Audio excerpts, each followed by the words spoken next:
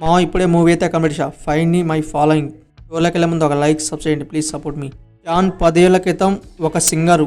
John మరి songs ఎందుకు వదిలేసి మళ్ళీ వేరే ప్రపంచంకు వెళ్ళిపోయాడు. గుట్టలలో ఒక ఇల్లు కొనుక్కొని అలా జీవితాన్ని గడుపుతూ ఉంటాడు. జాన్ ఇల్లు పక్కనే సముద్రం పక్కనే ఉంటుంది ఇల్లు. అలాగే అక్కడికి చాలామంది వచ్చి చచ్చిపోదామని అనుకుంటారు. వాళ్ళని కాపాడా లేదా అనేదే మూవీ స్టోరీ. హీరోకి లవ్వులు అట్రాక్షన్ అన్నీ కూడా ఉంటాయి ఈ మూవీలో. మూవీ ఓవరాల్గా ఎలా ఉందంటే నచ్చలేదనుకోవచ్చు. మూవీ స్టార్టింగ్ కాంచి కూడా చాలా అంటే చాలా స్లో ఉంటుంది అనుకోవచ్చు. స్టోరీ పరంగా అంత లేదు.